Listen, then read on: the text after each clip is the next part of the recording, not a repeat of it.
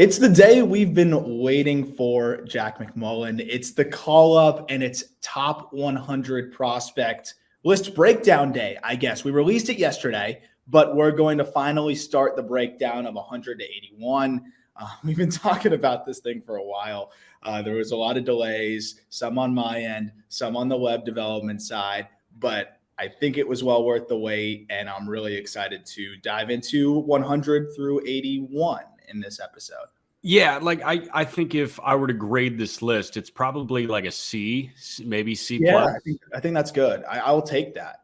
Yeah, so I definitely seen a lot better lists, especially in this cycle, but I think this one's fine. So I'm looking forward to diving into it. Yeah, I'm really excited. That's a really good sell, man. And now that I can tell people, hey, by the way, the list is linked in the podcast description if you want to follow along with us. Also, we're on YouTube using the StreamYard feature. I love StreamYard, where we're going to be kind of scrolling through the write-ups. So we're going to speak to it enough to where you don't need to watch the video, but we're trying to be multi-purposed here. So if you're on YouTube, obviously you're going to have the write-ups following along. If you can't do that, if you're listening on the go or you are on a bus or whatever, click the link on your phone and you can scroll with us on the link in the description.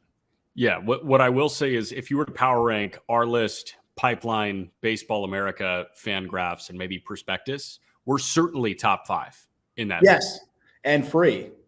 And free, that's a big one. No paywall. But no, we added a lot of new features to this as well, which I'm really excited about, including being able to share the individual write-ups, which is very cool. At the bottom of each write-up, you can click it and share it on social media. Beyond that, you can click to names. It drags you down there. You can sort by columns, arrows indicating trends, and a lot more things that I think just make the user experience way better. And I'm very excited about that. But a lot of time put into this.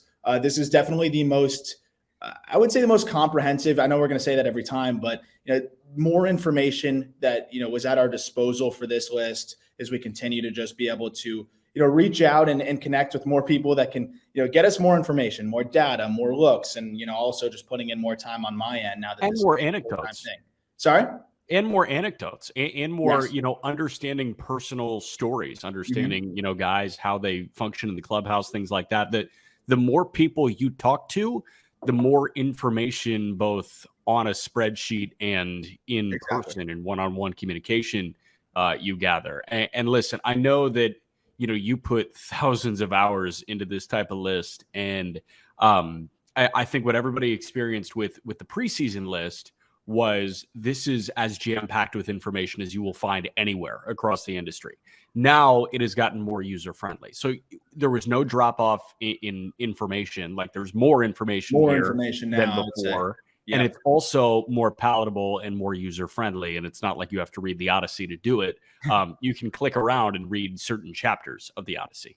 Absolutely. And I'm excited to get into it because, we got a lot of – I try to deliver the data and the information as well, the backstories as quickly and as digestible as possible. And I think in these write-ups, the one focus I had before we jump into the just misses and then get to 100 here is the one focus I did have is I wanted to – deliver some of the important data points that factored into my decisions. I'm not going to go deep into every single little analytical nuance of every player because at that point, it just gets dense. So there's a lot more that goes into it for us, but I wanted to kind of clue the reader into some of the big factors and the leading things that factored into why we ranked them where we did, whether it was anecdotal, whether it was, more on the data side. And I think you can see that in the write-ups. But let's start real quick with just a couple just misses. There is a lot of just misses. I mean, and that's the hardest part. I mean, I really did have a moment where I thought about expanding this list, and I said, you're an absolute maniac if you do that, because it took me long enough to do 100. But there's so many good prospects in this game. I think that the talent pool is so much larger now. It's not really as concentrated as it was in the past. I think it's as hard as ever to be accurate with 100 because there's probably another 50 guys that could easily make their case to be in here. We're not going to go through all of them, but I did want to start with Emmanuel Rodriguez because that's one I saw a lot of questions on.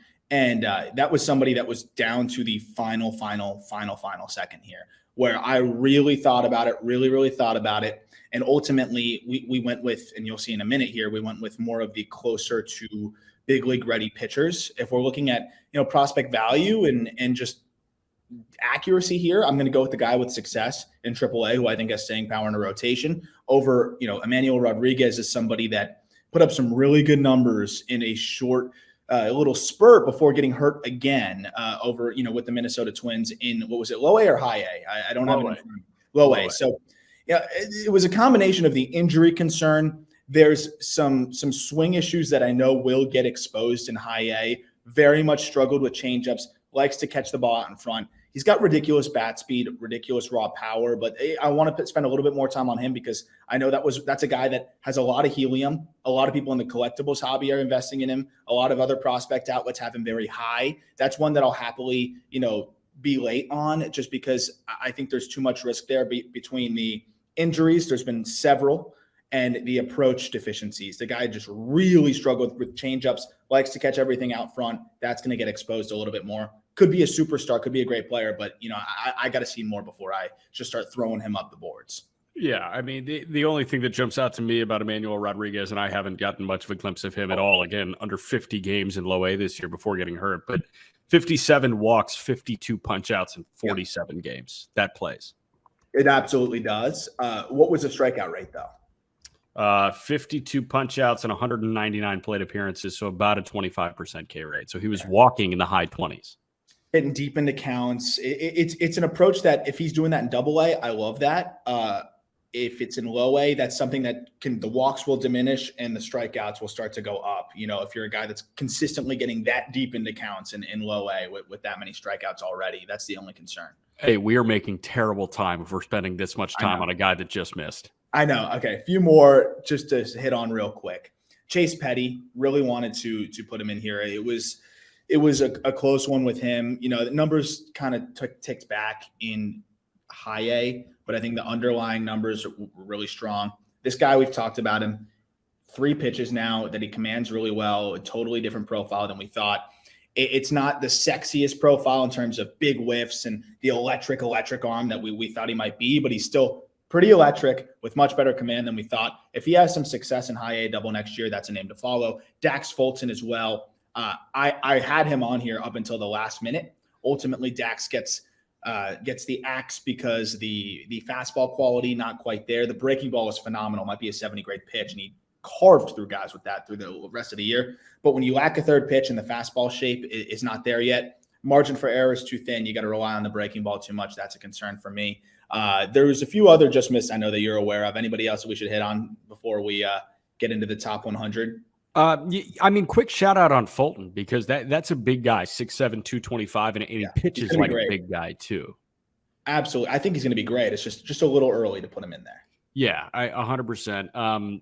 There were a couple other guys, and I know that we're going to have an article out on justbaseball.com relatively soon, but the one that really jumped out to me was Petty. I think Chase Petty is a guy that, has figured out a way to be sustainable at the major league level. And we see so many of these high school guys that are throwing 102 miles an hour that just flame out. And Petty, while you can dream on a Hunter Green type outcome, you have the nightmare of a Tyler Kolek and you have the nightmare of a Riley Pint with a high school right-hander throwing 102 when they're drafted. I like that he's 94 to 96 and getting ground balls. With sink now. Yeah. And that gets a lot of ground balls. If he kind of adds in that four-seamer at the top and uses those 2 fastballs, he's going to be a problem. Ty Madden was one last one. Yeah. Really like the numbers in double. Honestly, Ty Madden might be 101, 102 here in terms of ranking. The strikeouts ticked up. Everything looks really good. He's a smart pitcher. Hear really good things about just the way he approaches the game. That's a guy that with a good start next year almost surely will be in. Even if a few guys graduate and he doesn't do anything, he might get in just because of how close he is in the Detroit Tigers organization. But without further delay, let's jump into this thing, man. And we'll start with someone that unfortunately you saw come off the IL yesterday, and it was not good for him. Mike Burrows, right-handed pitching prospect with the Pittsburgh Pirates. I'll set the scene a little bit real quick. Burrows, 11th rounder out of high school, was not viewed to probably be signable in that range, but ultimately the Pirates saw his upside. Shelled out, I think, more than twice the slot value, or at least a good deal more than the slot value to get him. And it was a great pickup. I mean, this guy's been in the minors for a little bit now, but still just 22 years old, already was up to AAA, showed some success in AAA. The numbers are going to look uglier because he went down with shoulder inflammation and then bounced back. Not bounced back, I guess. Came back for whatever reason, threw one last time before the season was over instead of just shutting him down with shoulder inflammation. And it was ugly. You saw it last outing. So, I mean, you can probably speak to that a little bit more. Well, it was a decision that the Pirates made. They made another decision with Endy Rodriguez. Endy was apparently dealing with a hip thing at the end of the year, held him out of the last 3 games until the final game, and Endy hit his first AAA homer. And we'll talk about Endy a little bit later on next week because he's very high on this list. Yeah, he's awesome. He's way down there. Yeah, I mean, 2 guys that should have just shut it down. Like, I was not expecting to see Burrows after early, I think it was mid-August that he went down. And Mike, like, he was so fun to watch. And then he was dealing with shoulder inflammation. So I was thinking, okay, you know, like, shut it down, get right. We'll see you here to start AAA. I think he can be a Pittsburgh Pirate very soon. All of a sudden, I see a TBD on the probable starters for Wednesday's regular season finale. And then it's Mike Burrows. He's coming off the IL from shoulder inflammation. I'm like, what are we doing here? Like, there's no way that this goes well. And he didn't get out of the first inning. He got 2 outs and allowed 6 runs to a really talented Columbus lineup. So that was certainly a decision that the Pirates made. I think you can tell where I side on that decision. And listen, when Burrows was healthy, high spin fastball, hammer curveball that I think a lot of people loved going into the year, but maybe it was the changeup that surpassed it. I saw fastball, curveball in righty-righty matchups. I saw fastball, changeup in righty-lefty matchups, and Burrows excelled in both of them. The only knock on what he did when he got up after a dominating stint in Double-A was he would tire quickly. I think when he got to like the 70 pitch marker, he would start to sputter, and that's when he started to get hit hard. But when he's feeling good, that fastball, curveball, changeup combination is awesome. And what I love about it is what you hit on here, right? This was a guy that it was like fastball, curveball, and that was it. And like, oh, we'll dream on the changeup, and it's a classic profile that, you know, some guys develop the changeup and it's great, and then some guys don't, and you know, they end up just being kind of that 2-pitch guy.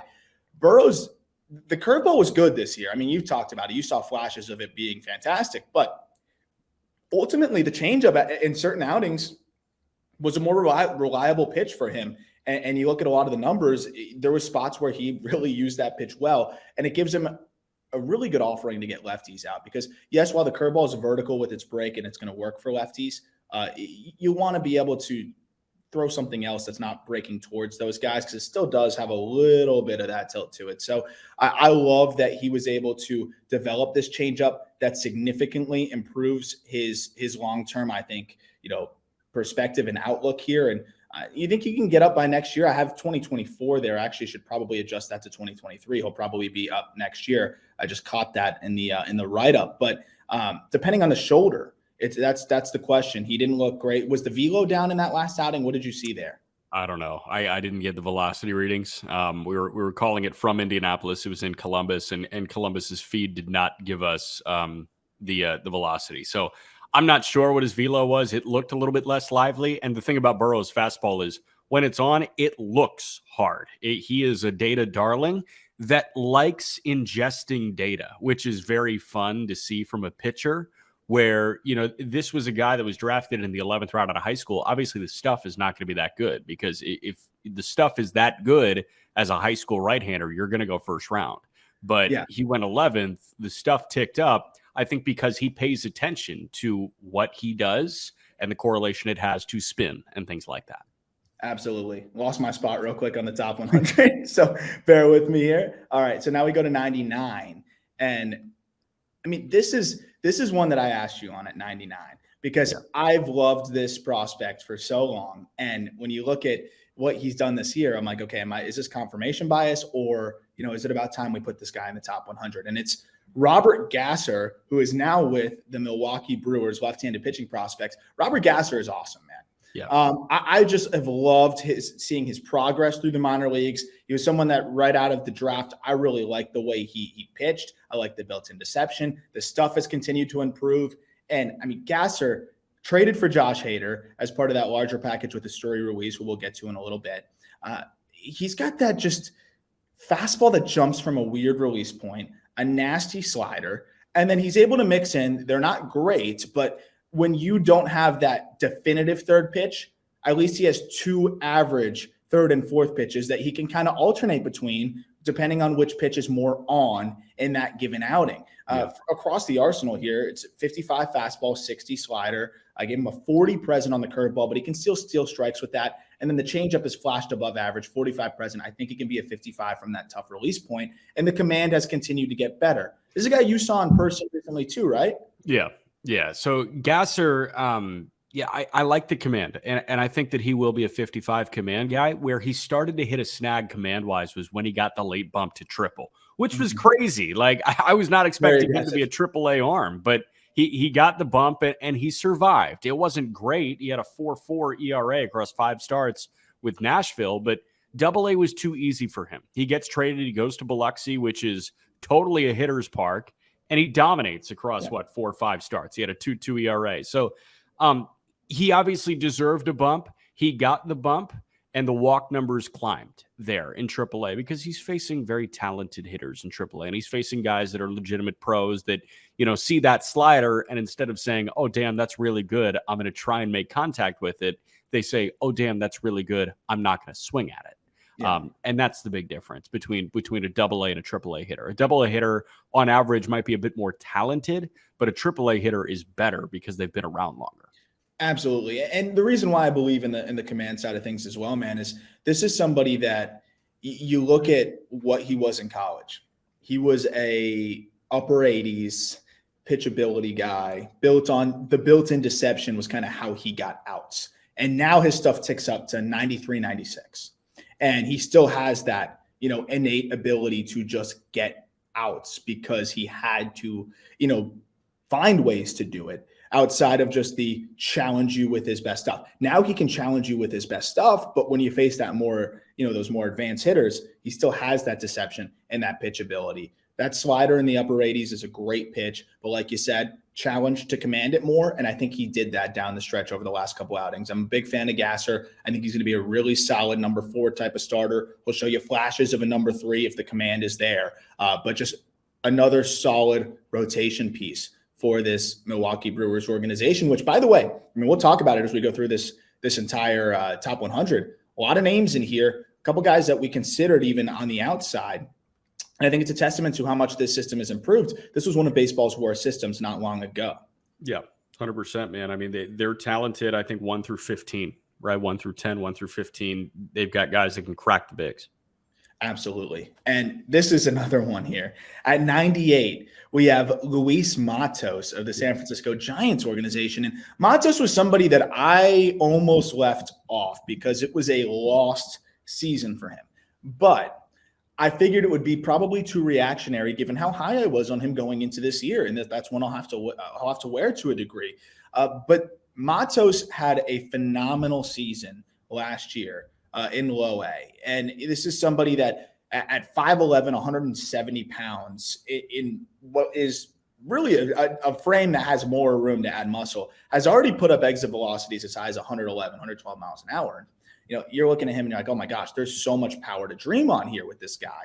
But ultimately, he just was not healthy this year. The power was not consistently there. Flashed a couple 111s, but totally banged up. The other reason why I like Matos is the bat-to-ball skills are great. And that's the thing that I think people don't realize because you look at the numbers and you're like, oh, well, where is it? He swings at everything. He's overly aggressive, and that's something to monitor. But I look at a young hitter, and I'm like, okay, he feels like he can hit everything, so he's swinging at everything. That's very common. But he needs to rein in the approach. Now, second straight year where he has not reined in the approach, but this was a lost season. If Matos struggles in the early going next year, you can bet that he falls off the list. But the reason why he is on this list is because he has probably more upside than anybody out of the next 10 prospects we're going to talk about. Maybe even 15, maybe even 20, maybe even more than that. I mean, this guy has all-star potential. Like, I would almost say, I don't want to say 5 tools, but it's like 555 grade tool potential. It's like a watered down 5 tool potential, which is awesome. Yeah. It's still really good. So just too much leeway. I think that he earned himself to kind of be removed off this list. Yeah, I think so too. I mean, this was the same guy that hit 360 with 1,000 OPS in the Dominican Summer League in 2019. Yeah. So, no, Matos, he had a great year last year because he had a 360 OBP, which, you know, remember, you're only getting like a 40-point jump for batting average to OBP with a guy like this that swings at everything. So he had a 360 OBP and a 495 slugging last year. That you can thrive with. What you can't thrive with across 93 games is a 280 OBP and a 356 slugging. So, yeah, the batting average was 215. Okay, but where's the OBP? And for a guy that swings at everything, 280 is not going to cut it on any top 100 list. But you're right. He gained so much ground in 2021. He really needed to suck in 2022 to drop off entirely, and he only kind of sucked. Yeah, and here's the thing, too, is I probably would have knocked him off the list. Talking to some players, some teammates even, they said he wasn't right all year physically. Like he was just banged up, trying to play through it, just trying to stay on the field. And that just gave me a little bit more pause here. And I'm saying, okay, I'm going to remove him off the list, and then he's healthy next year, and then he could, you know, come out and just rake. Let's give him a little bit more time. If even his teammates kind of felt like, hey, this guy just was not really given a fair shot all year because of the injuries that he had to deal with. Next up is number 97, and somebody I got to see yesterday actually at Citi Field. Number 97 is a Mark Vientos, New York Mets prospect, really a DH first baseman type, technically drafted as a shortstop, plays all over, but not really anywhere great. We've seen him in left, we've seen him at third, we've seen him at first, but I think first/DH is the long-term answer, with third base in maybe a pinch. But Mark Vientos has some of the best power you're going to see in the minor leagues, and now, you know, in the majors, has above average to plus power in the big leagues. On top of that, I mean, this is somebody that demolishes lefties, that has continued to mash, and shook off a dreadful start to the season by just raking over the final 5 months. There's swing and miss. Everybody knows that. But I think the power is so immense that he will find a way to be an above average regular with the stick. 41 extra base hits in 101 games. Yeah. Had 24 bombs, 16 doubles. He drove in 72. And at the end of the day, even with a really, really bad start to the season, he had an 877 OPS in Syracuse. Like that plays, man. So a guy that can overcome a really bad start by just mashing baseballs all season long for the rest of the year is always going to play. And he's going to have a spot in a major league lineup for a long time, I think. The question is, where is he going to be defensively so he can play every day? And right now I don't know. But we'll see. I think it's going to take a good manager to deploy him in the right ways. And we know how good of a manager Buck Showalter is for the immediate future. Absolutely. And so the one thing with Vientos, struggled this year with breaking balls. And I think that's part of the reason why we didn't see him promoted. And I mentioned that in the write-up here, where he crushes fastballs and crushes velocity as well as anybody, and hits changeups really well too, because he's able to keep his weight back and let the ball travel. And even when he's out front a little bit, he has so much power, he's going to leave the yard. But breaking balls this year, 455 OPS. It's just not gonna fly. So, you know, that was obviously something that I think held him back, but demolished lefties to the point where they needed him to do what Darren Ruff was supposed to do. 1,100 OPS against lefties in AAA this season. That will play. I just watched him against Jesus Luzardo, who was carving up that entire Mets lineup, and he had some of the best at-bats. The great takes, just overall spoiling tough pitches. Looked much more comfortable. I think Vientos is going to settle in. I'm very interested to see what his role is going to be into this postseason, but he belongs. And I am specifically mentioning that he belongs because a certain Mets beat writer wrote an interesting piece saying how it was not fair to Mark Vientos and that it's a disaster that he was called up and blah, blah, blah, blah, blah, and then turned off his replies. That's my hint for you to guess who it is, because you can't reply to him ever. But I thought that was ridiculous to insinuate that Mark Vientos did not earn this promotion from AAA after what he did over the last few months. Very excited to see what Vientos continues to do. I have no idea who you're talking about, actually, and I will dig to try and find that person. Andy Martino. Okay, next up is number 96. Speaking of Andys, we got Andy Pages of the Los Angeles Dodgers organization. And this is a fall for Pages. It really is, but we're not sounding the alarms yet. Pages is a very, very, very exciting prospect that just took a bit of a step back this year, but I think it's important to provide context. Outfielder with big power and athleticism, ridiculous arm, could be an above-average defender in a corner. Just did not quite put up the consistent numbers this year compared to last year.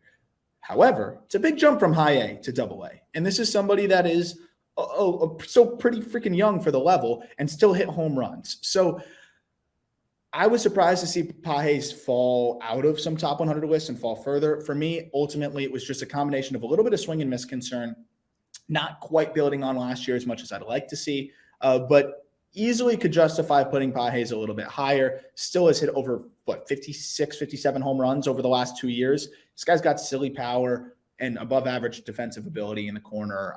The Dodgers will develop this guy. I think he's going to be just fine. Yeah, the only thing that is concerning is across 12 more games, he had one more extra base hit than he did last year in a noticeably better hitters environment. He was in Tulsa for the entire year this year. He was in Great Lakes for the entire year last year. And you would hope that even with the jump to double A, the power numbers tick up because the ball carries so much better. And that just was not the case for Pages this year. I think because, it was softer contact this year. Yeah. He was being fooled a little bit. And, he's very aggressive, a little bit inexperienced overall. And I think he just got, like you said, picked apart a little bit, but big time upside.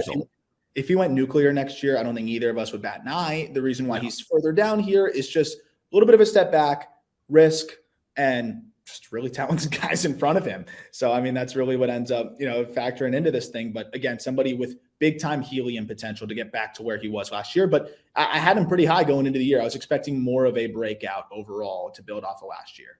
Now, quick follow-up here. What level does he start at next year? Double or triple? I think you start him at triple, just the way the Dodgers are. But with the expectation that, if he struggles, maybe he does triple the whole year. That's fine. I think 22.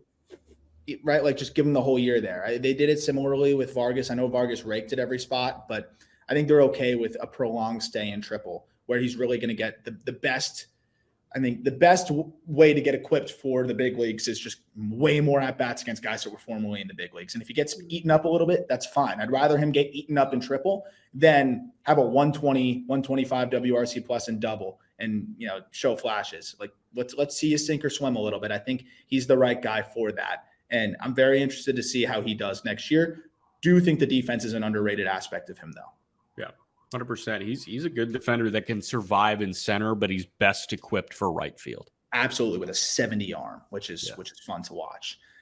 Speaking of an arm that has really ticked up, but this is a pitcher. Tanner Bibee, right-handed pitching prospect with the Cleveland Guardians, checks in at 95. And this is probably a name that some people may not know as well as some of the other guys that we'll talk about, but you should learn the name because even though Bibee's not on any other top 100 lists, if I'm not mistaken, he will be very soon.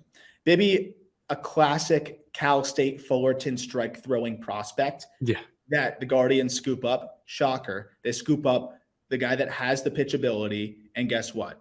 They unlock some more stuff. He unlocks some more stuff with them. Fastball ticks up several miles per hour after operating more 90 to 92, maybe even more in the upper 80s at times in college. He's up to mid-90s, touching 99. The command has not waned. The slider is nasty. Changeup looks above average too, and he'll mix in a curveball that's average to steal strikes.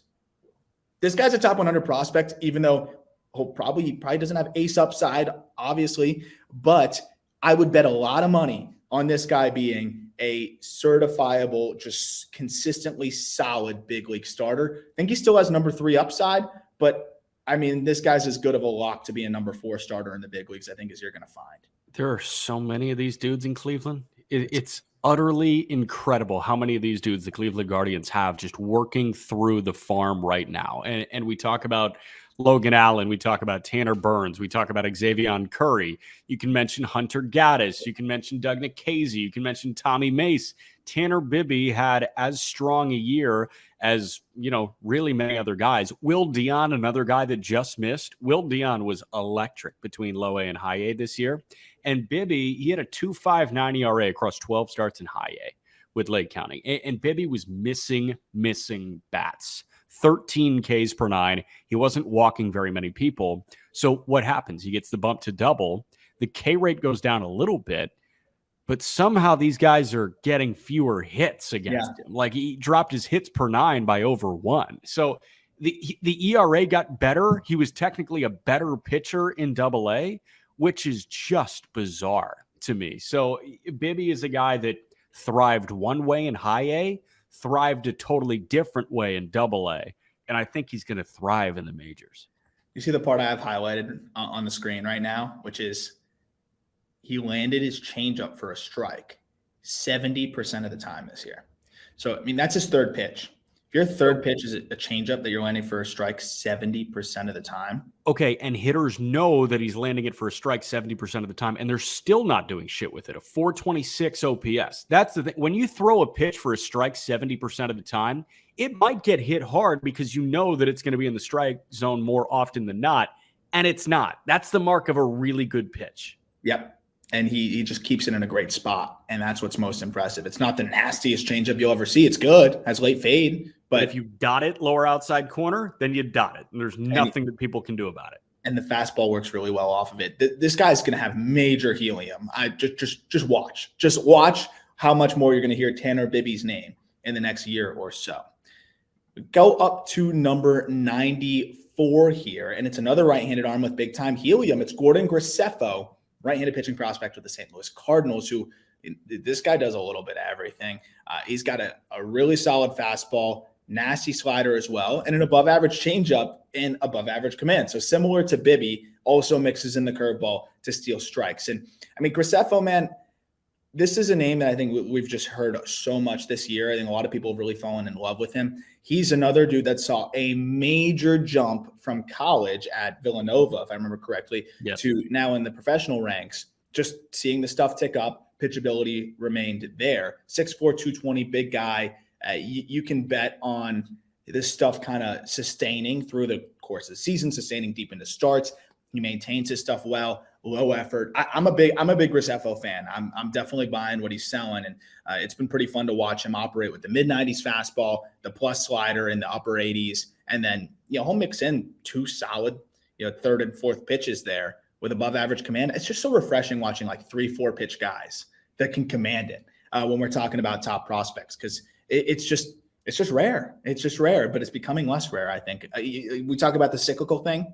Used to be a lot of these guys, then it was all stuff. Now we're seeing a little bit of a combination of the two, and I think Graceffo is another example. You know what's fascinating about Gordon Graceffo? Villanova, the Big East. The Big East is not that good of a baseball conference. The SEC is the gold standard. Then you've got the ACC, you've got the Pac-12, you got the Big 12, you got the Big 10 too. There's probably a little step down from there. And you got some others. The American is a pretty good baseball conference.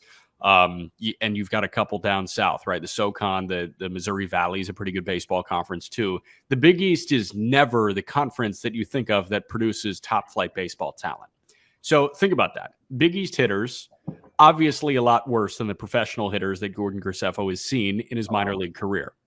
Not only does he have a better ERA in professional baseball than he did at Villanova, but he's got a higher K rate in professional baseball than he did at Villanova.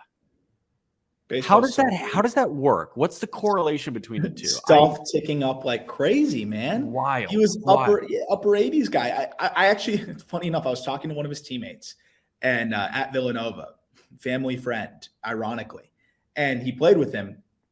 And he's like, I'm not shocked because he's a hard worker and you could tell he was talented, but I am shocked to see that kind of stuff coming out of his arm. Like that was never really something that we ever saw from him at Villanova. He was good, but he's like that I was showing him clips because we were talking about Villanova and he was talking about guys he played with. And I'm showing him clips of his slider now. And he's like, what? He was floored. But that's what happens now. These guys, that have the natural ability, get to the right organizations and get it out of them. And the Cardinals have done a great job too. You know, they identify the guys that they can maximize and they maximize them. And Graceffo, a big dude, kind of fits the mold as well. One last thing on Graceffo. In Peoria, across 8 starts, like he was too good for high A. A sub-1 ERA, 45 and 2/3 innings, struck out 56 and walked 4. Yeah, I mean, I love that. That's so easy to latch on to. Yeah. Coming in at 93 is someone that I am definitely going to take a little bit of a premature victory lap on, because I was right out of the draft, loved him. Connor Norby, second base prospect, Baltimore Orioles. And I looked at that swing out of the draft and I'm like, this guy's going to just rake. This guy's going to absolutely just rake through the minors. That said, I saw more of slightly above average power, if that. I was figured 20 home runs at most. He has 29 home runs this year. He's climbed 3 levels. He's in AAA, and he homered like 2 of the last 3, maybe 3 of the last 4 games in AAA too. Norby has such a good swing. It is now geared a little bit more for lift, only a 38% ground ball rate, but he also balances that well, right? I don't like seeing guys that are selling out pull side for lift. He leverages his hitters counts and will look to do pull side damage, but he uses the whole field really well. And he comes from ECU. And East Carolina, if you listen to this podcast, how many times I've talked about Alec Burleson and his 2-strike approach, the no stride thing that they do over there.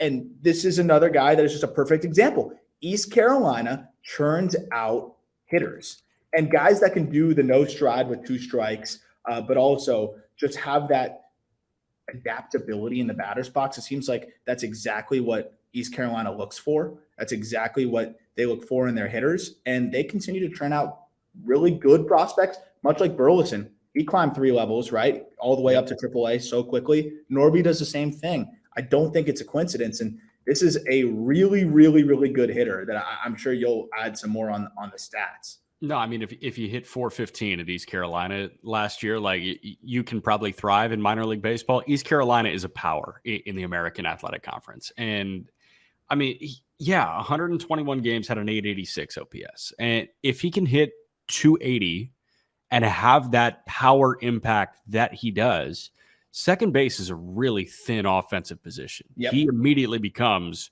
one of the most serviceable offensive second basemen in baseball when he debuts, with the chance to become one of the better offensive second basemen in baseball. Which is exactly what I said in the write-up, which is pretty crazy. And that's why we have him so quickly in this top 100. I think you'll see him in a bunch of other top 100s after he does a little bit more of this next year. But you look at he might not be far off from a debut. That's the craziest part. He's going to beat the top 100 lists, basically, to the big leagues.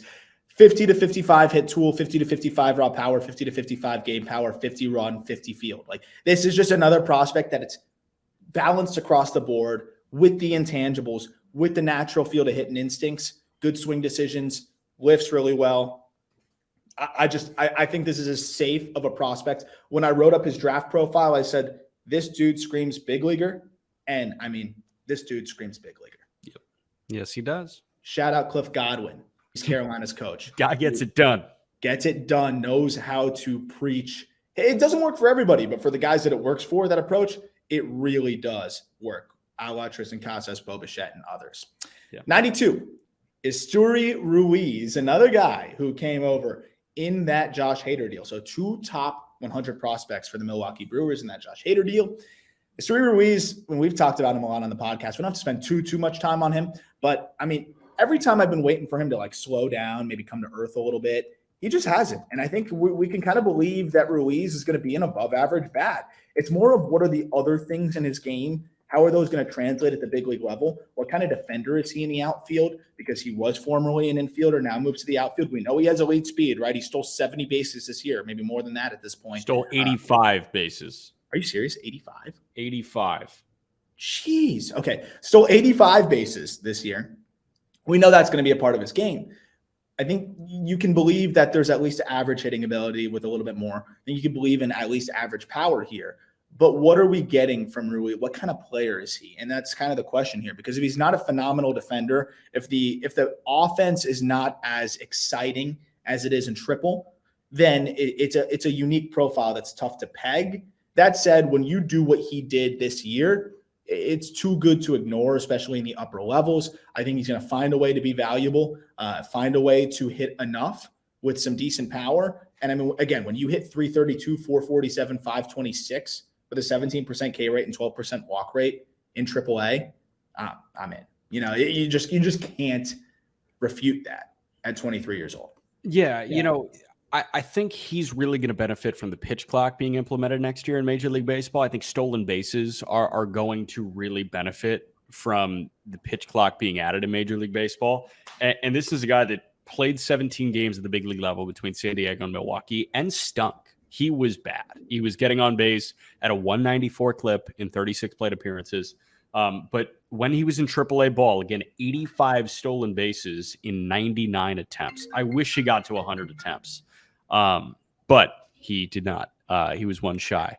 I think you can almost time it up a little bit with the pitch clock, where when you see the clock tick down to 2 and 1 and a guy hasn't come over, or he's already come over. Yeah. So stolen bases are really going to benefit next year, even without the pickoff rule. Listen, that's not going to give you 85 stolen bases. You have to be a freak athlete to steal 85 bags, whether you're a head start or not. And he's a freak athlete. The question is he going to hit enough? And I'm scared. Because I am scared. The answer might be no. I am scared, but whenever I get scared, I just go to Fangraphs. And like I always joke about like the Fangraph scouts. I'll get people yelling at me that just literally look at the Fangraphs, and Fangraphs will tell you stuff, right? But like, also you look at the swing, it plays. It really does play. It was more approach for him before. And Jack, only 21% chase rate this year. So I do think he hits enough. If he's a 275, 350, 440 guy or 430 guy, he's a valuable player, with the caveat that he plays good defense. And that's my concern, right? Because I actually have more, I'm trying to figure out what kind of player he is. If he's a high 700s OPS guy that steals bases, but he's a liability or average at best defender, then you're like, okay, what is this here? If he's an above average defender, all of a sudden you have that everyday player in the outfield that can play all three spots. Yeah. I'm not sure what kind of defender he's going to be. It could go any way, right? Does he scream best fourth outfielder in baseball? I think if it went poorly, yes. I think you're hoping for more than that, and that's why he's at number 92. But I think he has that floor already, pretty much, of being a high level fourth outfielder. Yeah, I'm with you. Let's get to number 91, Ivan Herrera, and this guy gives me headaches, dude. He really does, because he is one of the weirder profiles you'll see. Catching prospect with the St. Louis Cardinals. And Ivan Herrera, I mean, I'm trying to figure out how to put this. He hits the shit out of the ball, but rarely does it, if that makes sense. Like we've seen him post 112s, 112 mile per hour exit velos. And this is a 22-year-old. He did it as a 21-year-old with relative ease. 6 foot, 180 pounds. And you're like, whoa, that's crazy bat speed.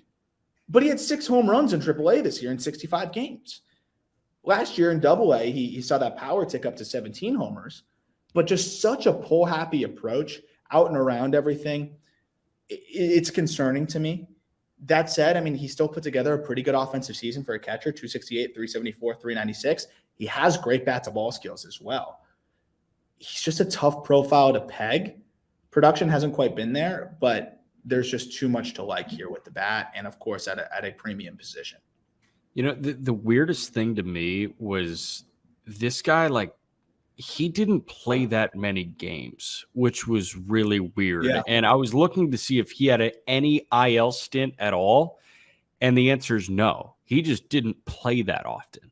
And it wasn't like the Cardinals were trying to get another top flight catching prospect into the game in Memphis. I mean, they were, between him and Pedro Pages. It was really weird that he only played 65 games. I have no idea why he only played 65 games. And I don't know. He gives me headaches too, because he's just a mystery. I have no Especially when you idea. have, like, you're trying to figure out who the heir apparent to Yachty is, right? And that tells me that they don't think it's Ivan Herrera.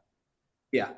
But then you look at some other top prospect lists, and especially like Baseball America, you look at others that are very connected with some of the Cardinals brass and people that are, making the decisions there, and they're very high on him. And it's an echo of, this is a guy we're excited about. And I mean, you look at a 16% chase rate, 86% zone contact for a catcher, and he hits the ball hard.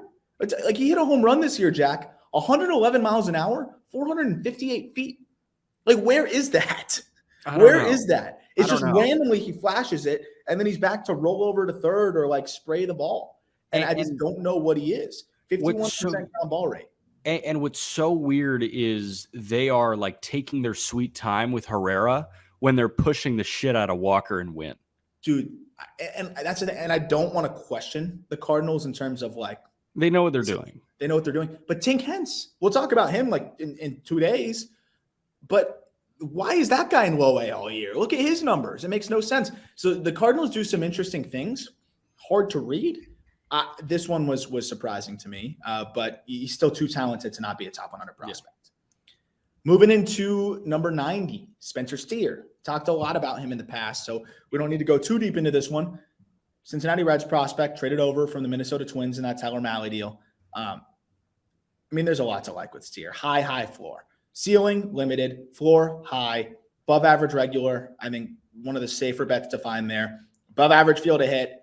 Above average power that's going to play up in Cincinnati. We talked about it when I went through that farm system rankings and breakdown. He would have had like 30-something pumps in Cincinnati if he played all his games there, just to kind of show you how much his doubles power will translate in environment. He's just the classic hitter that is very dependent on the environment, right? When you have a slightly above average power guy like that, the right environment can make it plus in terms of production. And that's where Steer's at. I think he'll be closer to above average, but I think we're looking at a 260, 270 hitter, gets on base at a good clip, hits you 20, and plays all over the field. You need one of those guys on every team. I think he's a safe NL Rookie of the Year bet next year. Kind of same reasoning as Jonathan India, right? Very, very hitter-friendly ballpark. We talk about Ezekiel Tovar in that light too. Yeah, Tovar is a guy that feels. I'm gonna put my most sizable preseason bet ever, I think, on Tovar Rookie of the Year. On Tovar Rookie of the Year. But I mean, you got to consider Steer too, because you're right. While he's not sexy, what he does is immediate production, and it's really good production for Cincinnati. And they've got this healthy blend because for every Ellie De La Cruz and Noelvi Marte, they hedge it with a Matt McLain and a Spencer Steer. Spencer Steer is just a corner infield version of Matt McLain. Yeah, and I think McLain's the more athletic guy, which we'll get to. But I think it's a great point. You have the freak shows that high risk, high reward, and then you balance it out with the higher floor guys that, you feel pretty good are going to make some sort of big league contribution. And I 100% agree. That's what makes a good farm system in my eyes, and a balanced one. Getting to 89 here. Talk about a good farm system and a balanced one, Jack. Jordan Westburg, shortstop prospect, kind of all over, though, for the Baltimore Orioles. I love that these guys are stacked because Westburg is like the better version of Steer, to be honest. Like Westburg, if he had another 50, 60 games of doing what he's doing in AAA, he'd probably be a little bit more separated from Steer, but Steer's already at the big leagues. Westburg, I loved him out of the draft. I loved him on the Cape, 30th overall pick by the Orioles. Plays all over, and that's, I think, the big thing. Staying power at shortstop, but because of the situation that they have, in Baltimore right now with all of the different infield prospects, he's been moved all over, and he's got above average power, at least an average field to hit. I think it's closer to above average with his approach, and he's got above average speed, high floor, still a decently high ceiling with this guy, and I'm a huge fan of Westburg. Welcome to Jordan Westburg, 265, 39 doubles, 27 homers, 106 driven in. Yeah, I'll bet on that. Can't argue that much with that across and double and triple. 10 or 12 bags, right? Yeah, 12 for 15. Yeah, I mean, he just does a little bit of everything. And he's one of those guys that'll surprise you, though. He'll hit a baseball and you're like, whoa, like 450, and you're like, whoa, that guy's got juice. That's why I think there's a little bit more impact than Steer, and also a little bit more defensive value. He could play average shortstop, could be an above average third baseman. And with the power and extra base hit ability plus arm, I think third base is his long-term home. I just love that he's doing all three. Like, why have a long-term home when you can play a decent shortstop, a decent second base, and a good third base?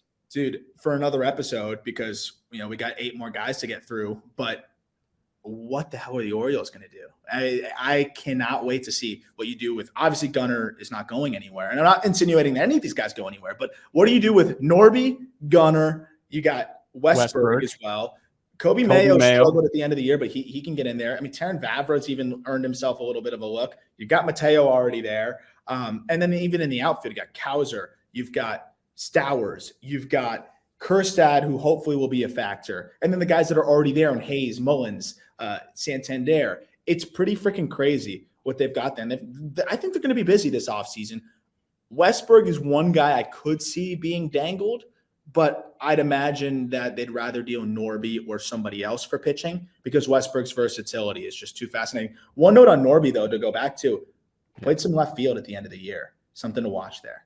Yeah, something to watch. I guess the only position that we didn't talk about at that point was catcher. Do they have any catching prospects? Or no, I don't think that's the one area they got to figure out. And I wonder if they'll try and, you know, make a swap with my Marlins, maybe Connor Norby for Will Banfield or something like that. Yeah, I'm thinking, how about like Jacob Stallings, get a veteran presence and Adley Rutschman can flip into like more of a hybrid role. I mean, that's the funniest part. It's like, I don't even mention catcher because like, I don't need to. Like, I literally don't. Like, that's satisfied for the next decade. Congratulations, yes. Baltimore. Next, we got a really fun prospect as well, another infielder, Zach Neto. Zach Neto, shortstop prospect, Los Angeles Angels. You and I had a fun time on that on the live draft stream that we did on YouTube. I wouldn't have been upset if again, my Marlins took Neto where they had their pick. It would have been early, but talk about a guy that just has been so easily adjusting to every single aggressive promotion. He played 30 games in Double-A and raked right out of the draft. He had over 400 in his career at Campbell. I know it's mid-major, but Campbell is a sneaky good program that produces some talent year in and year out. 13th overall pick in this past draft. Loud moves with his swing. One of the biggest leg kicks you'll see, but he's such a good athlete that it doesn't really matter, and he starts it early, and I haven't really seen any reason to believe that he won't be able to replicate that timing. On top of that, with 2 strikes, he goes to a toe tap, similar to what we were talking about with the ECU guys. So it's helped him kind of keep the strikeouts in check. This is just yet another prospect, Jack, where you look across, every tool, it's 50 to 55 across the board. Staying power at short. I'm a huge fan of Zach Neto. These are like my kind of prospect right here. Yeah, I mean, he's totally your kind of prospect. I think he's very safe. He's going to be one of those incredibly safe hitters. And Campbell is kind of a powerhouse here. I mean, they've produced Matthew Barefoot. That's a name that I think a lot of prospect people would know because he was excellent at Campbell before Neto was. But how about Cedric Mullins? Like Campbell, I forgot about that. Yeah, Cedric Mullins. Cedric Mullins was one of those guys. And even when they don't produce like big league guys, they're that team in the region, like in the regional or wherever, where you're like, they'll surprise you. They'll definitely surprise you. Exactly. But yeah, I mean, Campbell is becoming a much better program, and Neto kind of speaks to what they do, where they find one of these mashers and they hang out in one of these weird conferences. Like Campbell is in the Big South. I don't know which conference New Mexico State's in, but New Mexico State, kind of same thing with Nick Gonzalez. Right? The WAC. Yeah, they're in the WAC. And, you know, you got Nick Gonzalez seeing WAC pitching and hitting like 800. That's what Zach Neto was doing this year. He was seeing Big South pitching, which is fine, but he hit 407 with an OPS just under 1,300. And you think, okay, how does this translate? And the answer is really well. We know hitting is a confidence thing. If you hit 400 in college, you got to feel damn good about what you do, especially at the Division I level. And hitting 320 with an 870 OPS across 30 games in Double-A, take it. 132 WRC plus in 30 games in Double-A straight out of college, mid-major college. Like, puts it in perspective. If you're wondering about the glove, he's sticking it short. He moves well. Actions are smooth. And really important thing here, he pitched. He's got a big arm from short. He will be able to make all the plays. He was up to 93 on the mound for them at Campbell as well. His walk rate was brutal, though. 6 walks per 9 at Campbell. That's higher than his walk rate was as a hitter in Double-A, which is something to watch. But I don't think he's overly aggressive. I think it was more of a circumstantial thing. 87, Cade Cavalli. That's a fall. That's an arrow down. Cavalli showed some unbelievable flashes. Talk about a guy that gives us a headache, man. Right-handed pitching prospect, Washington Nationals, got up to the big leagues, then went down with an injury. I'm starting to get to the point here where I don't know if he's ever going to stay healthy. And that's really my overall concern here. If he's healthy, I mean, you look at the pitch grades here. 60 to 70 on the fastball, 50 to 55 on the slider, 60 to 70 on the curveball, 50 to 55 on the changeup. Command, of course, is a question, but I mean, you have 4+ pitches. I can survive with fringy command. It's really just about health. And I don't know, man. I can't predict that. I think some of it's about command too. I've got questions about his command. This year was a little bit better. I mean, last year there were outings where, again, he could not throw a strike. So health, command, and we'll see what Cade Cavalli turns into. This feels like a Hunter Green type, but I have way less confidence in Cavalli than Hunter. He's less Green. athletic, Less and that's athletic. It stinks. I mean, you wonder with the Nationals here. Cole Henry, kind of in the same boat. Great stuff. Probably a top 100. Stay healthy. Stay healthy. Look at Strasburg. I mean, that's also really upsetting. The only one that's staying healthy is Patrick Corbin. Yeah, and they're doing their best to try to run him into the ground. And then you look at like the development of Josiah Gray. It's disappointing there. I mean, there's definitely something consistent through the national system. I mean, and it's not a good consistent. No, it is not. Someone who does have or was consistent and very good this year, Oscar Colas. And this is your hometown White Sox here. Oscar Colas checks in at 86, outfield prospect, Chicago White Sox. Dude, this guy hits the ball so hard. I had questions about his approach and whether that would get exposed more in Double-A, and it really didn't. It really didn't. He is a fastball destroyer. But he was good enough against secondary stuff that I'm starting to believe that this hit tool can be average or slightly above it. You can't chase 39% of pitches. That's going to have to improve. But the thing is, he swings at everything, but he hits everything. He chases 43% of sliders, but Jack, he had a 965 OPS against sliders. Yes, that will get exposed a bit more at the upper levels. But when I see a guy who is chasing this much and still hitting 314, 371, 524, my gosh, he still has more in there. He got better at each level, and it was just a taste at the end of the year in Charlotte, but he was great for 7 games in Charlotte at the AAA level. He's not going to break camp with the White Sox next year, but he's going to be given the opportunity to get up quickly when the White Sox underwhelm yet again, because that's what I've grown up with. That's every year since 2005. So, yeah, I mean, Birmingham, he was great, and he was one of the guys that was ready for Project Birmingham, and he continued to mash with Project Birmingham. So it was probably nice for Oscar Colas to come back to the dugout and look at Colson Montgomery and Wes Koth and say, hey, this is how you hit. All you got to do is wait 5 years, and then you'll be ready to do this. So, Colas, it was a question like, what's he going to do when he comes over? Because this was not a guy that made his way through the Dominican Summer League and on the complex, all that. Like, he came from Japan. He played for the SoftBank Hawks. And what level is that equivalent to? The White Sox started him in high A, really good in high A, went to double. He was great in double, and then he got a taste of triple. So I think this is a guy that is up very, very quickly in 2023. Hit multiple balls, 112 miles an hour this year, and he gets carry. Crazy whip. He needs to learn the nuances of hitting, but he's so naturally gifted that he gets away with some of the things we alluded to here. That I'm all in on. Last thing on Colas, and I think you painted a beautiful picture here. Why I think he can be an everyday player. Listen to these left-on-left splits. 362, 417, 533 slash line. Again, this is with a bad approach. This guy is a natural hitter. I think he's going to blend maybe plus and a half raw power with an above average feel to hit. If the approach improves, we might adjust that hit tool to 55 future. I can't do that when you're swinging at 40% of pitches outside the zone. I just can't give you a 55, but it is looking like he has a shot there.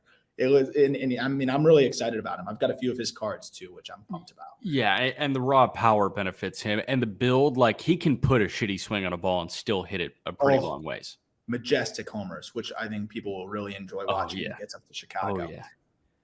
Kevin Parada at 85, another first rounder from the 2022 draft. Catching prospect out of Catcher U at Georgia Tech. We talked to Kyle McCann a week ago, and Kyle McCann, A's prospect, catching prospect out of Georgia Tech, played with Bart. He was talking about all the catchers that have come out of there. The difference with Parada is he's probably, I would put him up there offensively with just about anybody who has come out of that, out of that program as a prospect, but defensively he lags behind. And that's the question. Parada is one of the most unusual, unorthodox setups you're ever going to see, but it works. His swing is beautiful. He gets himself into a good position to hit, so I ignore all the extraneous movement. Talking about plus raw power and above average hit tool potential, that's always going to play. That will put him in the middle of the order no matter what position he plays in a first division team if he, progresses the way he's supposed to offensively. But is he staying behind the dish is the big question. I'm pretty unsure and slightly pessimistic about that. Yeah, and I think as he makes his way up, he's going to get around a little bit. I think that he's going to do some catching. He's going to be the DH, and then he might get some reps at first base. We'll see what happens here. But I don't think that they're married to the idea of him staying behind the plate because they've got this guy that we're going to talk about in a couple of days here that is the catcher for the foreseeable future for the New York Mets. James McCann? Tomas Neto. But Parada, they are not married to that idea. And obviously they wouldn't be, married to Parada being a catcher with where they took him. Like they knew that they were just taking the best hitter available. He fell in their lap. He fell in their lap. So it's like, okay, worst case scenario, we just found a masher as our DH and, can give Pete Alonso a break at first and can give Francisco Alvarez a break behind the plate. There's more prospects than you think, or more solid big leaguers than you, and not you, John. I'm just talking to just speaking in generality, because this is something I've realized. No, I'm an idiot. So please tell me. Yes. There's more prospects than you think that were catchers initially. That just the bat became way too valuable. And, Bryce Harper? Yes. Outside the obvious, but I think Parada is going to be, we also got Josh Willingham. Don't forget Josh Willingham. Oh yeah. Great catcher. No, Kyle Schwarber. No, but this is kind of that. He is so similar to Schwarber. I think that is a with less strikeout concern. No, but the narrative around it, right? Oh, It's like the bat will make him a big leaguer no matter what. If it pans out, we'll see on the glove, but it doesn't matter because the bat's that good. Yeah. That's when you know a bat's really, really good. Yeah. But if he sticks behind the dish, shit, you got like two Francisco Alvarez's. Obviously, he doesn't have the power, but you'd have two of the best offensive catching prospects in baseball. Yeah. I think he moves to another position, and I don't think the Mets would care. Yeah. Let's get to, man, I love this one, man. I love this one. 84, Matt Mervis. He's become a cult hero among the Cubs contingency. I know you can speak to this because your feed is more Cubs than mine, but my feed has become increasingly Cubs on Twitter because they love their prospects, and I really appreciate all of my interactions with Cubs fans on there. Matt Mervis, man, I know people are going to be like, "Wow, this is aggressive, this is reactionary, maybe blah blah blah blah blah blah blah blah." I'm going to make my case real quick, and then Jack, you can fill in whatever you want to fill in. But, I'm going to shit on the haters after you make your yes, case. Thank you. And I don't think there's like haters. But I think people will say, oh, 24-year-old first base prospect that just had finally a good season, like whatever. Here's the thing. Matt Mervis has had a very strange circumstance. So I have a lot of prospects. 2020, shortened draft. Probably would have been a 6th to 8th round pick. And I do think if he's a 6th round pick like Kyle Manzardo was, or Manzardo was somewhere in that range, maybe 5th round pick, I don't remember. If he was one of those random rounds and you could see a round next to it, I think people would have been quicker to bump him up. But you see undrafted free agent, you're like, it was a 5-round draft. He was a 6th round pick. Consider him a 6th round pick. He had a choice of every organization, basically, that was vying for him, including the Yankees and some of the others that are the best at identifying those kinds of guys. Matt Mervis had one of the best offensive seasons we've seen from a prospect in a long time, period, I think. You know, when you look at what he did across the board, across 3 levels, look at the numbers level to level. Starts in high A. Strikeouts are a little high, power's there. Gets bumped up to double. Strikeouts drop even more. Power ticks up even more. Gets to triple. Strikeouts disappear, and power continues to remain consistent. This is a guy with an above average to almost plus feel to hit, plus raw power. He's an above average defender at first for what that's worth too. How is that not a top 100 prospect? The last thing I'll say is everyone came around on Vinny Pasquantino after, and I'm not saying it was because of me, but I sang the praises for a year. And then finally, after he hits for 3 years, people were like, oh, you know what? Yeah, I'll come around on that Vinny guy. And we start seeing him ranked on other top 100 lists. Matt Mervis is a carbon copy data-wise. You look at zone contact, exit velos, swing decisions, left on left splits, all of that. He matched lefties this year. He looks just like Vinny Pasquantino when you look at the data. The production was even better. Why are we going to wait to call this guy what he is? It's the Chicago Cubs 2023 starting first baseman. That was a bar. That was sick. Somebody rap genius that. No, I mean, 78 extra base hits, 119 driven in, 40 doubles, 36 homers, 119 driven in, and just 107 punch outs, 137 games. What I want to say is I want to play the comparison game because I think you hit it on the nose with Vinny Pasquantino, because when Vinny got up, he was a top 100 guy. He hit it. It took a while. You remember how long I was just like saying his name for fun. Yeah. But he did get to the top 100. Yeah, but it took until he was in AAA. And Mervis in AAA in 57 games has a 977 OPS. Okay. 14.6% K rate. And the walk rate jumped to 10.4%. So I saw Pipeline has Ivan Melendez as a better first base prospect than Matt Mervis. And this is where it kind of gets me. It's just because he was drafted. So, yeah, like that's my thing. So, okay, let's talk to the Pipeline people. Let's talk to even Diamondbacks people. What is the perfect world? If the stars align for Ivan Melendez in 2023, what does that slash line look like? What does that development look like? And I guarantee you the Diamondbacks front office will say, well, if he were to play about 140 games next year, the 150 in the minor league season, we hope that he starts in high A.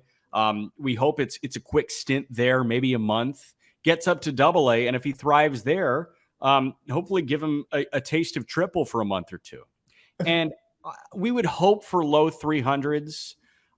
If the power comes around, that's great. You know, like in a perfect world, maybe 30 home runs, but you know, that's a very high assumption. So let's say 20 homers, 30 doubles, and drive in 90 or 100. Okay, that's a worse year than what Mervis just put together. And why is Ivan Melendez considered a better prospect when you wish that he puts together a Kmart version of what Matt Mervis put together this year? It's stupid. And he'd be near 24 years old at that point, too. Yeah. I mean, what are we doing here? Like, I don't get it. And a righty versus a lefty. Like, I don't get it. That's where I don't get it sometimes. Here's the thing about baseball. Yes, we talk, and it's the same thing. You and I are both massive basketball fans, too. Like, basketball is our second love behind baseball. Basketball, there's a difference between college success and the NBA draft. But at the end of the day, sometimes the college player of the year is still going to be a good NBA basketball player. Because if you're that good for that long, you're going to be good at the next level. Yeah. Matt Mervis, I don't care if, you know, he doesn't have the freak athleticism of some other guys in the top 100. If you hit this well, if he puts up even close to the numbers that he just did this year in any major league season, he's an all-star and he's getting MVP votes. And I mean, you look at like the guys he's homered off of this year, it's top prospects. It's former big leaguers. It's guys that are like on rehab assignments that are good big leaguers. Like he's got a really advanced approach. He's there mentally too. All the intangibles are there. He just signed a deal with Topps. Congratulations to him on that. I'm pumped for this guy, and I'm sold. It's a quick jump. You got to do a lot to sell me in 1 year. He did everything possible, and the data backs it up. To have a guy with his kind of power since the second half of the season, 90% zone contact, dude. Yeah, dude. You don't see guys with that kind of power with 90% zone contact. That just doesn't happen. So, obviously we know how subjective prospect rankings are, and we know how much video you have to watch to come to the conclusion on a certain guy. And even then your conclusion will likely be wrong. Part of me does wish that baseball functioned a little bit like swimming, where swimming, it doesn't matter how the fuck you do it. If you put up a good time, you're going to the Olympics. Yeah, if you put up good numbers, you're getting to Major League Baseball. That should be how that works. Yeah, I mean, well, he got that done. He'll be up, I think, really early. It just depends if we see that delay for the extra year of control or not, which in the Cubs, you never know. Now we got number 83, Carson Williams. Super, super talented guy. Really big year offensively, but also comes with some swing and miss. I like him a lot. I think the upside is huge. I think there's a lot to really, really dream on here. First round pick by the Rays, 28th overall in 2021. He's got plus raw power, very armsy swing, which is crazy. Like the lower half is not involved, and he's already putting up 110 mile per hour exit velos. That's the craziest part. 51 extra base hits with an armsy swing and like a very uninvolved lower half. Lower half gets involved, and then we're seeing easy plus power. There's width, but I think there's hope that you can be an average hitter. I think he'll get there for sure. It's just more of an approach thing. He's young, using low A, whatever. Above average runner and staying power at shortstop. Need to see more. Obviously, all we got was one low A season, high strikeout rate, but there's too much to dream on, and already flashing so many just different tools and exciting things about him that I think you got to really kind of bet on him in this 83 range. He could fall, but I think there's just too much upside that he has flashed here. I'm not even going to pretend that I watched a single Charleston River Dog season or game this season. I went to one, but he didn't play. What? I went to one and he didn't play. Oh, where is Charleston? South Carolina. It's in South Carolina, Charleston, South Carolina. Yeah. Okay. Is that the capital? No, okay. Columbia is the capital, I want to say. I don't know, man. I talk about 18-year-old baseball players. When were you in South Carolina? I went to Kiowa Island with my girlfriend Ellie's family. And that's right. I was with that. That was Kiowa Island. Right. Good. No, I mean, two things that jump out about Carson Williams. He was born in June of 2003, which is crazy. Talk about that. And he went to Torrey Pines High School. Yeah. Great golf course at Torrey Pines. And also baseball pipeline out there.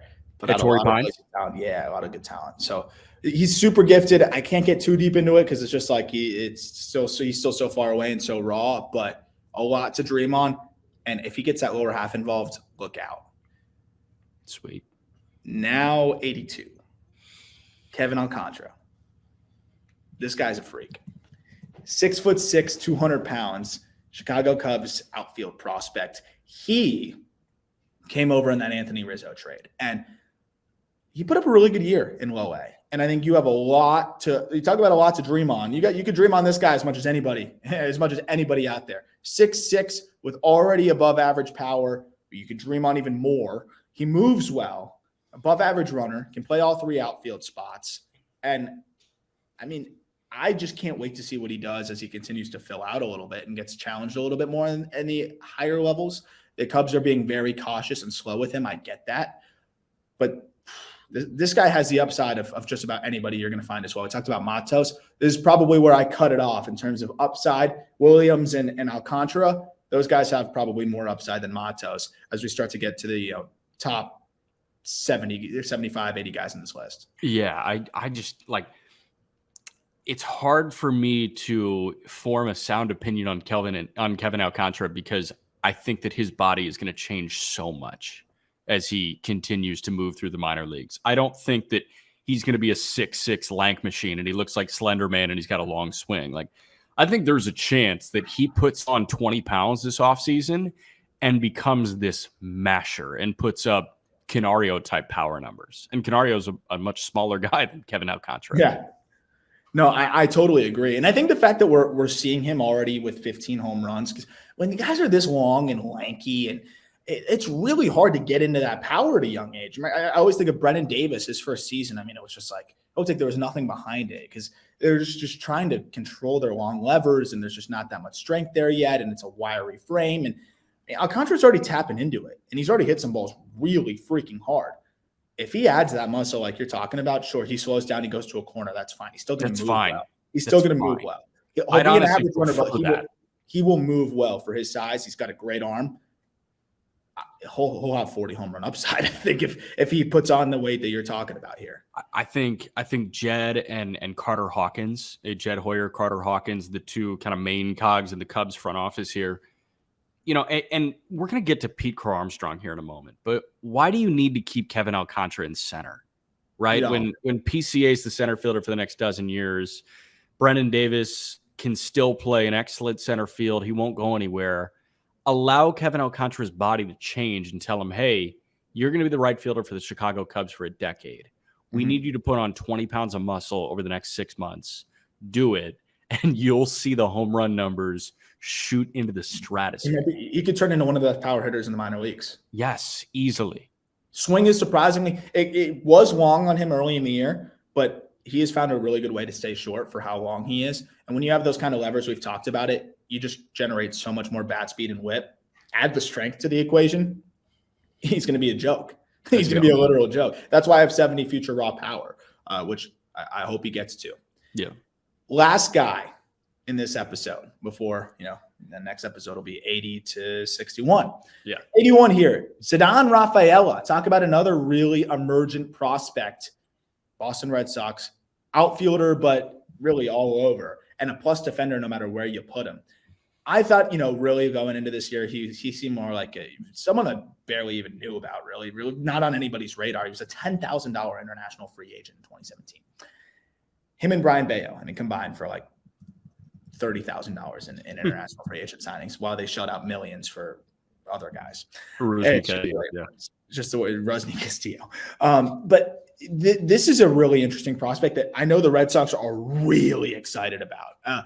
They've compared him to Mookie in terms of just the way that he could play the outfield at an elite level and then also come into the infield and play at an elite level. He's a plus defender no matter where you put him, which is really special. But then how about the offense and the way that has ticked up this year? We're talking about at least average power. He's an average or better hitter, plus runner. And, you can't deny the numbers this year. No, So I love that we've got a guy from Curacao on this list. Personally, he's not 5'8", 195 anymore. But Curacao has become a hotbed of baseball that I hope clicks for people. Active players from Curacao and from Willemstad, Curacao, that is where Ceddanne Rafaela is from. Kenley Jansen, Jurickson Profar, Jonathan Scope, Ozzie Albies. Andrelton Simmons is from Mundo Novo in Curacao. But other guys, you've got Andrew Jones, Jair Jurgens, Curacao is a factory, man. And I love that Rafaela, he is going to have those guys at his disposal. I'm sure that he's picking the brain of an Ozzie Albies and a Jurickson Profar and an Andrelton Simmons to help him get better, because when you are from that type of island, it's a different beast than the DR. Obviously, the DR guys from San Pedro de Macorís, they're going to talk to the dudes from San Pedro de Macorís. It's a tight knit community there. You work town by town in the DR. Yeah. You work country by country everywhere else. So Panama, Ivan Herrera can lean on other guys in Panama. Rafaela can lean on other guys in Curacao. Yeah. And this was a dude, I made the joke, he's not a real person until I actually see him play baseball. And because that name is just it's awesome. I had a lot of people, I think it might be one of the top number one guys that I've had people ask me, who the hell is this guy? Who is he? But you know what? He was in the futures game. That was great. And he is mashed, man. An 880 OPS across high A and double plays. With all of the other things he brings to the table, right? Yeah. Last thing I'll say on him, 21 homers. While the power is average, found a way to lift the ball pretty consistently. He backspins baseballs really well. Very aggressive. Another guy that needs to rein it in a little bit. 5% walk rate, 38% chase rate. If he reins that in, hit tool probably closer to a 55. He reminds me of I think he could be a better version of Kike Hernandez. Wow. You're going to get that elite defensive ability in center. You're going to get more power if he gets into all of it. And I just think he's more dynamic than Kike. that's why I think the Red Sox love him. And it's dependent on how much power he gets into, but at 21 years old, most of the season, he just turned 22. To do what he did in double, 21 home runs this year, 10 triples, 32 doubles, on top of elite defense in center and great defense everywhere else, and stolen base ability with 70 speed that he'll continue to get better at. He's not the best base stealer yet. He will be. I believe in that. This guy's dynamic, and he's got a ton of confidence. And there's been some really cool pieces on him about the confidence, the way the organization has really rallied around him. His teammates love him, and he's a part of their future and a very fast rising prospect that should be in the Red Sox equation next year. I love when you say he reminds me of. I'm a sucker for the comp, man. And I'm usually the one that throws out the comps, but I love when you give me. I avoid comps like the freaking plague unless it's just perfect. And I think the Kike Hernandez comp makes so much sense because we've seen Kike in the infield. We've seen him play Gold Glove defense and center. And I think the bat is somewhat comparable. Been an hour 20. So we will call it here. Obviously, it'll be shorter in the future because we won't have 15, 20 minutes on the just missed. So on the other guys, we usually keep it to an hour. But that's 100 through 81. And I hope you enjoyed that. Jack, of course, thank you for bearing with me for an hour and a half to do all this. And we'll continue doing it moving forward. Maybe we'll get an episode out tomorrow if I didn't burn you out with this whole conversation today to get to 80 to 61. But you can expect over the next week, we will continue to wind down all the way to number 1. If you don't want to wait, like I said, check the episode description. You can go check out the top 100 list and see all of the write-ups there. Plenty of interviews to look forward to in the offseason as well, but we are going to hammer through this top 100 list over the next week, and I hope you enjoy that and follow along through the next several episodes. Jack, any final thoughts? I don't think so. I love this crop, and we're gonna, continue to get better and better through each of these crops. That's the craziest part. We just went through the 20 least exciting of our top 100, technically speaking. So yes, it's only going to get better and better as we move forward. We'll talk to you either tomorrow or the day after that.